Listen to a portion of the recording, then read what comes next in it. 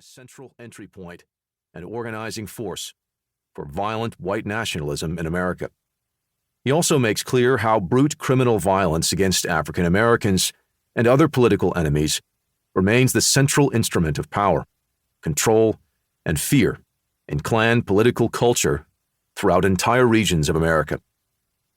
But Moore's fine-grained prose offers an even deeper analysis into the power dynamics that make the Klan a continuing threat to American democracy in the 21st century.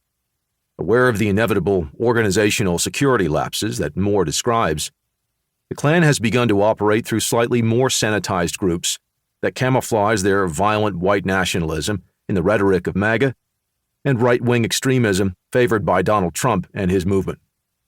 The far right of the Klan has begun to merge into the Proud Boys, the Oath Keepers, the 3%ers, and countless other groups whose rhetoric and tactics continue to mutate and metastasize. But Moore treats all these moving organizational pieces as essentially interchangeable parts in the overall right-wing authoritarian threat to American democracy. Although Moore's knowledge of the Klan is based on his personal bravery as an undercover informant and infiltrator, his book also reveals that it is the Klan's own systemic infiltration of law enforcement entities and government bureaucracy that is essential to its power.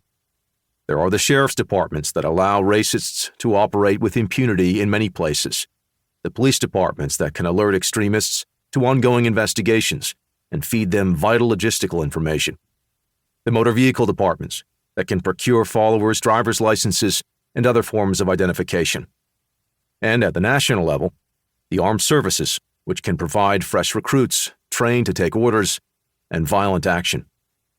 The Klan and its paramilitary affiliate groups thrive on the constant blending of racist vigilantism and terror, with high-level official permission and bureaucratic support from within.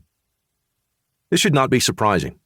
Violent white supremacy began as an official national ideology in pro-slavery America. The Dred Scott Decision, 1857, affirmed the Constitution as a white man's political compact under which African Americans had no rights which the white man was bound to respect. After the Civil War and the Reconstruction Amendments, it was the purpose of the Klan to recreate political and social white supremacy in southern states through a combination of terrorist violence and reorganization of the dominant white elites that had been defeated by Union forces. Moore's riveting book tells an important part of the backstory to how January 6 came to happen. It also depicts the character of the ongoing violent threat to American democracy today. In the struggles ahead, all of us should show the courage and clear vision of Joseph Moore. Congressman Jamie Raskin, Democrat, Maryland. Preface. January 6, 2021, was only the beginning.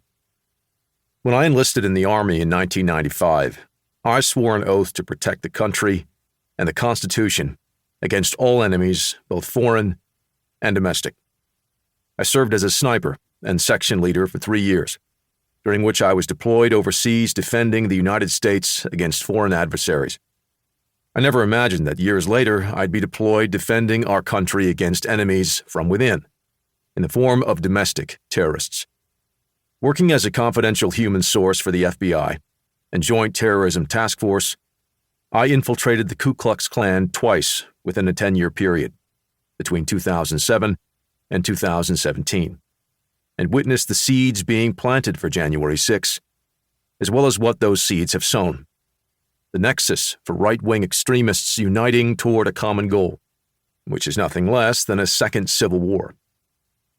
In my first tour inside the KKK, the nation's first domestic terrorist group, founded more than 150 years ago, I foiled a plot to assassinate then-candidate Barack Obama, only to witness the Klan use his election as a rallying cry and recruiting tool that ignited a firestorm within the white nationalist right. In a subsequent stretch inside a second Clavern, I watched a group that had long proclaimed itself the Invisible Empire gradually emerge from the shadows to unite the disparate forces that continue to roil this country today. It's estimated that somewhere between half and three-quarters